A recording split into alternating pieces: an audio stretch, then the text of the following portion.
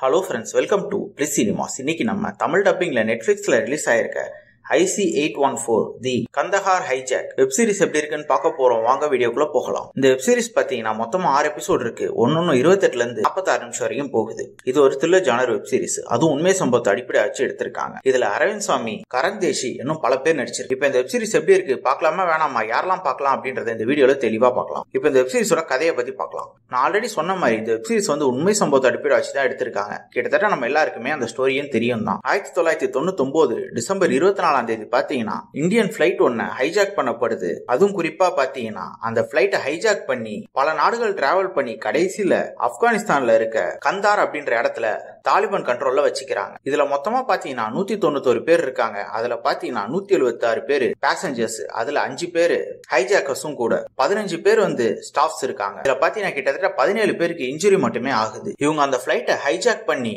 அம்ரிஸ்டர் இன்னும் பல ஊர்களை தாண்டி கல்ஃப்கே கொண்டு போறாங்க, துபாய்க்கு. அதுக்கப்புறம் அதை ஆப்கானிஸ்தான் கொண்டு போய் லேண்ட் பண்றாங்க. அங்க தாலிபான் கண்ட்ரோல்ல அந்த ஏர்போர்ட்டே ஃபுல்லா ஹைஜாக் பண்ணி அங்க வச்சுக்கிறாங்க. இவங்க எதுக்காக ஹைஜாக் பண்ணாங்கன்னு பாத்தீங்கன்னா இந்தியால இருக்க ஒரு முக்கியமான 3 டெரரிஸ்ட ஜெயில இருந்து ரிலீஸ் பண்ணும் அப்படின்றதுக்காக. இந்த ஹைஜாக் பாத்தீங்கன்னா கிட்டத்தட்ட 7 நாள் போகுது. கடைசியில இந்தியன் கவர்மெண்ட் அவங்க 3 பேரையும் ரிலீஸ் பண்றேன்னு ஒத்துக்கிட்டதுக்கு அப்புறம் அந்த பிளைட்டை ரிலீஸ் பண்ணாங்க. இததான் இந்த வெப் சீரிஸ் ஃபுல்லாவே ரொம்ப டீடைல்டா காமிச்சிருக்காங்க. இப்போ இந்த வெப் சீரிஸோட பாசிட்டிவ் ஐடியா பத்தி பார்க்கலாம். பாசிட்டிவ் கண்டிப்பா ஸ்டோரி பிளாட்டை சொல்லலாம். நம்ம எல்லாருக்குமே தெரிஞ்ச ஸ்டோரி பிளாட் தான். அத எப்படி நடந்தது இத நம்ம நியூஸா அந்த டைம்ல பார்த்திருப்போம், கேட்டிருப்போம். ஆனா அதுல என்னெல்லாம் நடந்தது, அதுல என்னெல்லாம் சிக்கல் இருந்தது, அதுல என்னெல்லாம் பிரச்சனை இருந்தது, இதுல என்னெல்லாம் அரசியல் இருந்தது, எல்லாத்தையுமே ரொம்ப டீடைலா வெப் சீரிஸ்ல காமிச்சிருக்காங்க. பெர்ஃபார்மன்ஸ்ல வெப் சீரிஸ் நடிச்சிருக்க எல்லாருமே ஒரு நீட்டான பெர்ஃபார்மன்ஸே கொடுத்திருக்காங்க. டெக்னிக்கல் ஆஸ்பெக்ட்ஸ்ல வெப் சீரிஸே சவுண்டாவே இருக்குன்னு சொல்லலாம். சினிமோட்டோகிராஃபிலாம் சூப்பரா பண்ணி கொடுத்திருக்காங்க. சவுண்ட் எஃபெக்ட்ஸ், பிஜிஎம் எல்லாமே நல்லாவே இருந்தது. குறிப்பா அந்த பிளைட்ல மாட்டிட்டு இருக்க பேசஞ்சர்ஸ்ல எவ்வளவு கஷ்டப்பட்டாங்க அப்படின்றது ரொம்ப நீட்டாவே காமிச்சிருந்தாங்க. அதே மாதிரி இந்தியன் கவர்மெண்ட் அவங்களுக்காக என்னெல்லாம் பண்ணிச்சு, அவங்கள